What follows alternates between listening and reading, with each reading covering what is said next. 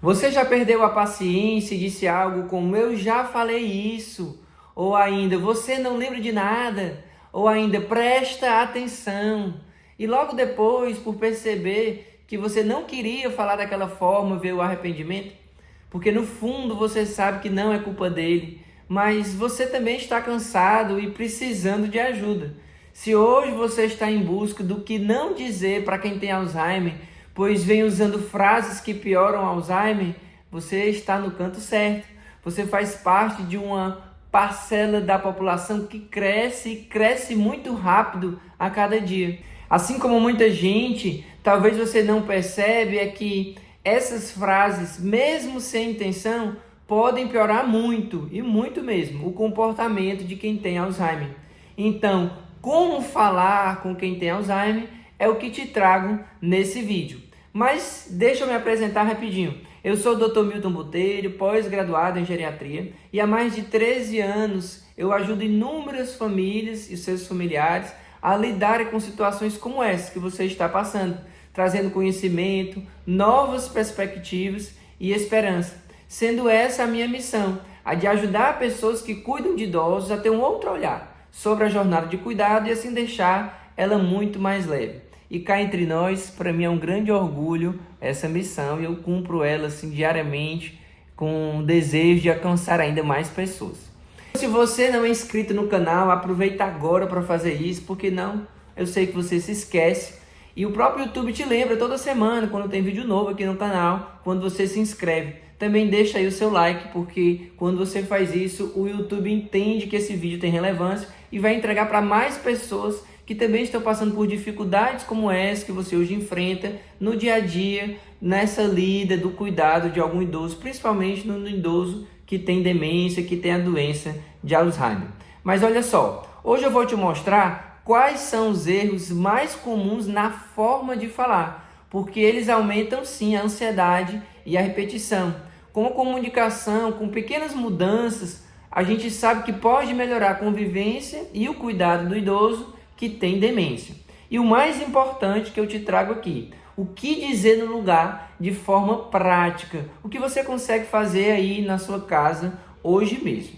Porque as palavras elas têm tanto impacto assim. A pessoa com Alzheimer ela pode até não lembrar exatamente o que você disse, mas ela lembra o tom de voz, a emoção que foi impressa naquela voz e a intenção que você tinha na hora de falar. Inclusive, se for dito algo com ironia, com alguma piada, aquilo vai marcar, porque isso fica. Então, as emoções negativas, ela aumenta, sim, essa ansiedade, a confusão que o idoso pode permanecer por mais tempo nela e a agitação. Justamente porque não se sentem acolhidas quando diz alguma coisa ou quando recebe uma resposta um pouco mais ríspida, com aquele tom ali de perda de paciência, com aquele tom um pouco com raiva. Ele percebe isso, essa emoção que foi utilizada na resposta que ele recebeu. Então, dizendo, inclusive, muitas vezes eu escuto isso, que quer voltar para casa, mesmo estando no ambiente da sua casa, o ambiente físico da casa. E ele fala de casa nesse momento, muitas vezes, querendo se sentir acolhido, porque dependendo de como foi a resposta que você deu, a forma como você falou, e eu entendo que realmente perde a paciência inúmeras vezes, não está sozinho nessa luta, eu sei disso, mas ele quer se sentir acolhido e por isso que fala tantas vezes que quer voltar para casa. Ele quer se sentir naquele ambiente onde em casa ele não sentia essa mesma emoção que para ele gera mais confusão e mais ansiedade. Vamos para as frases que eu escuto o relato dos cuidadores, dos familiares cuidadores e que eu sei que você deve evitar. Olha só, quando você diz assim, eu já falei isso, e a forma de falar, olha só, eu já falei isso, bem ríspido, isso gera frustração no idoso e sensação de incapacidade. Porque aí ele escuta, já me falou? Mas como assim? Eu nunca me disse isso. E aí gera uma confusão ainda maior. É a primeira vez que eu estou ouvindo, como que já me falou? Eu estou perguntando porque eu quero saber. Porque para ele, se ele faz a mesma pergunta inúmeras vezes, significa para ele, naquele instante, que é como se ele estivesse fazendo uma primeira vez. É como se fosse a primeira vez que ele está questionando aquilo. Embora para você seja a 10ª, 15ª, 20ª vez que ele pergunta a mesma coisa, no mesmo dia, para ele é como se fosse a primeira vez. E aí uma resposta como essa, de eu já te falei com perda de paciência, para ele soa muito estranho. Ele fica realmente ali mais ansioso, mais agitado e frustrado. Porque como assim? Como que eu não já recebi? Não, eu não tenho essa informação. E aí ele fica naquele pensamento ruminando, bem estranho para ele naquele momento. Uma segunda frase que é muito comum e os cuidadores falam é assim, ó: você não lembra de nada. Sem querer você fala isso. E aí isso reforça uma perda. Como assim que eu não me lembro de nada? Eu sei das coisas. Tá pensando o quê? Que eu sou doido? O idoso geralmente diz até assim. Tá achando que eu não sei de nada, que eu tô esquecido de tudo? Eu sei sim das coisas. E aí quando você diz que ele não sabe de nada, que não lembra de nada, gera ainda mais insegurança. E aí isso pode causar mais agitação, mais angústia, mais repetição. Daí porque essa frase ela precisa ser evitada. E assim como algumas outras que as pessoas usam, quando tem um não, uma negação ali, faz com que o idoso se sinta incapaz quando ele acolhe essa frase. Uma terceira frase que também é muito comum e nos relatos de quem cuida é tentar explicar alguma coisa e a depender do que você está tentando ensinar, ele não vai recordar amanhã o que você quis ensinar hoje e está tudo bem. E é dizer assim: presta atenção, eu já falei. Esse presta atenção muitas vezes vai de encontro a uma característica que a própria demência tem, que é o paciente ficar como se fosse assim mais avoado, ele fica com apatia, apático. É como se ele olhasse ali para a TV que está na frente dele ou para a parede, estivesse vendo além da TV, além da parede. Você consegue prestar atenção que ele está assim com um olhar perdido, longe. Da mesma forma que o olhar que dá para você perceber sem palavras, ele também perde um pouco mais a capacidade de concentração. E isso é uma característica da demência. As perdas cognitivas também vão se manifestar com essa diminuição da atenção. Daí porque ele se torna mais dependente na evolução de um quadro demencial. Então falar dessa necessidade de prestar atenção com rispidez não vai dar certo, porque ele não consegue controlar isso. Não é porque ele quer, é uma característica da doença. E aí falar de forma ríspida, como eu falei, a emoção impressa na voz é o que ele vai sentir, o que ele vai gravar. E aí isso vai fazer com que ele fique ainda mais confuso. Uma quarta frase que é muito comum é a seguinte: para de perguntar isso. Ou seja, você já ouviu a mesma pergunta 10, 15, 20 vezes, uma hora você explode dizendo: para de perguntar isso. Essa frase ignora a necessidade emocional que está por trás do desejo de saber algo e que tantas vezes ele pergunta. Pode ser alguém que já morreu e aí você se chateia por isso, pode ser um horário, ele sabe que tem um remédio que é no final do dia e fica: que horas são agora? E o horário do remédio? Está perto daquele remédio? Que horas são? Já são 6 horas, e fica nesse mesmo questionamento. E você vai ter que ter paciência, que é a maior das virtudes realmente para quem cuida de idoso. Tem que trabalhar essa virtude para poder conseguir ouvir e acolher a necessidade que ele tem. Ele está ansioso porque sabe que já está mais próximo do final do dia, ele consegue perceber talvez pela luminosidade do final da tarde, que vai diminuindo, e ele sabe que está mais próximo de um remédio, por exemplo, que às 6 horas, 7 horas, e ele fica perguntando: que horas são? Que horas são? E você vai ter que responder de forma simples e direta, o mais simples possível, com calma, na voz. Eu vou falar sobre isso também nesse vídeo, para poder você não deixar ele mais ansioso e mais estressado. E tem estratégia embutida juntamente com essa também, já eu comento com você. Olha só, como essas frases são comuns de eu ouvir aqui no meu consultório, no dia a dia, porque eu sei que perder a paciência está vinculado com o cansaço do cuidado. E o cuidador familiar, por mais que seja um filho ou uma filha, uma hora vai perder a paciência, tá tudo bem. A ideia é a gente entender como que pode lidar com isso. Então, porque eu sei que esse desgaste acontece principalmente na esfera emocional, já que eu escuto diariamente esses relatos dos familiares, que eu fui pensando nisso, que eu criei um treinamento, pensando nesses familiares que estão cansados e com ansiedade por conta das dificuldades do cuidado no dia a dia, que eu criei esse treinamento chamado Recomeço, que é justamente para quem está com ansiedade e quer aprender a lidar com a ansiedade.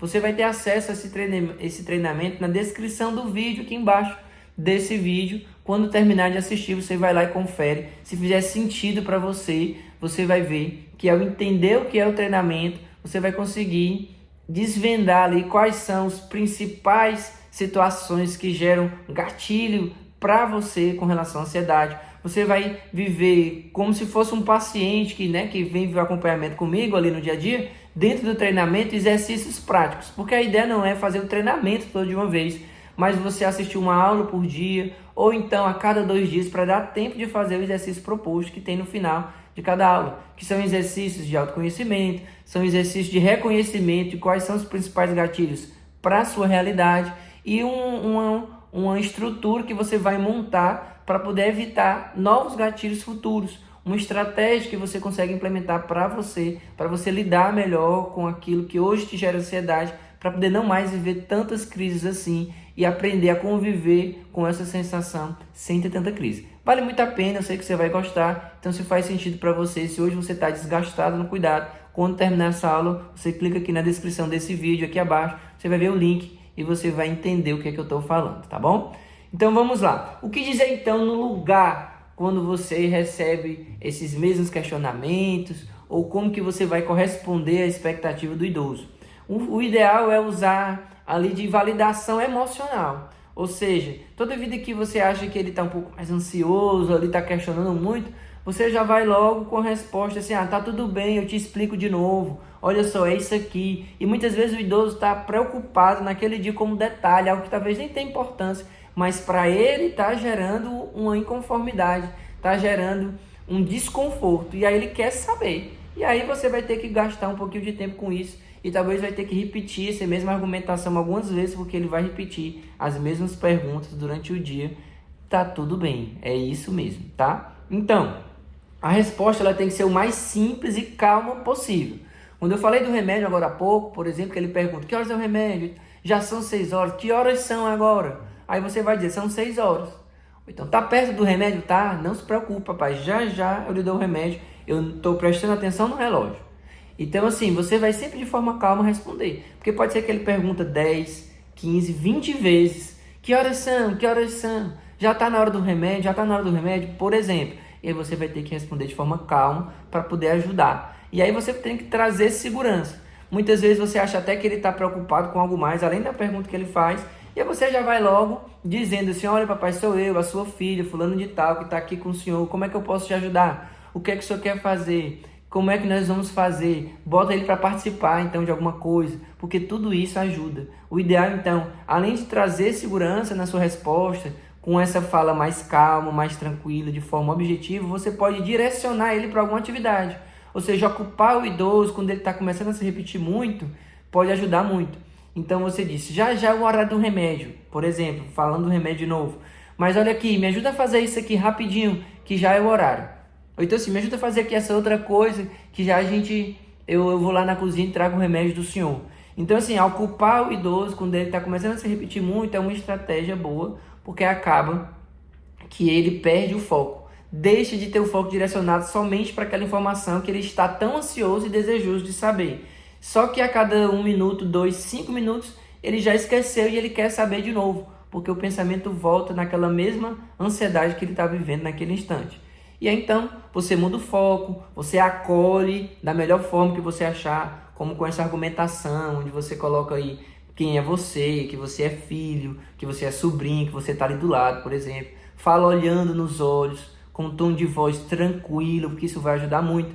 Quando ele deixa, inclusive, além de olhar nos olhos, você tocar no idoso, quando ele não está muito agitado, ele pede tocar, então isso gera mais conexão, isso pode ajudar ainda mais, porque ele se sente ainda mais acolhido. E aí evita até de naquela noite, por exemplo, ele ficar ainda mais agitado. Porque muitas vezes começa no final da tarde, uma incompreensão de algo, receber uma resposta ríspida, naquela noite ele já não vai dormir legal. Então acaba que você está gerando um fruto favorável para a noite de sono do idoso, quando você acolhe, quando você muda o foco, quando você gera ali uma outra forma de conduzir para poder deixar ele tranquilo. E principalmente para que ele se sinta acolhido. Então, o impacto dessa comunicação correta é justamente quando você muda a forma de falar. Daí porque é a forma, como fazer. A ansiedade dele diminui, a repetição vai diminuir porque ele vai ter mudado o foco, você vai ter dado algo para ele fazer, por exemplo. E ele vai se sentir acolhido e o vínculo melhora. Gera mais confiança para ele de estar na sua presença. Com isso, o cuidado ele vai ficando mais leve, que é justamente um dos pontos fundamentais da minha missão, que é mostrar para quem cuida que ter conhecimento ajuda muito a mudar a forma de fazer algo e deixar o cuidado mais leve. Então, que bom que você está aqui. Significa que se você está acompanhando esse canal, você tem um desejo de aumentar o seu conhecimento e quer priorizar o cuidado de quem você ama, com estratégias que de fato funcionam, e eu sei muito bem disso. Mas me diz uma coisa, comenta aqui abaixo desse vídeo se você já passou por alguma dessas situações, o que foi que você disse, ou alguma situação dessa, mesmo que você não relate o que foi que disse, mas que te causou arrependimento, sentimento de culpa, e me conta o que foi que você fez, como foi que você lidou com isso. Porque o seu comentário ajuda muito outras pessoas, o seu relato, o seu testemunho faz com que essa sua experiência compartilhada, ela demonstre para outras pessoas que elas não estão sozinhas, que outras pessoas estão vivendo essas mesmas dificuldades de comunicação, a lida do dia a dia, o cansaço gerado. Então, quando você compartilha, outras pessoas vão, nossa, eu passei por isso também, eu não tinha pensado nessa estratégia. Inclusive, eu leio todos os comentários aqui do canal. Quando você coloca ele aí, eu vou ler também e eu posso comentar em cima, inclusive gerar novos conteúdos baseados naquilo que vocês comentam aqui dentro do canal. Aí você está se perguntando como que eu vou fazer isso? Você vai fazer com uma rotina.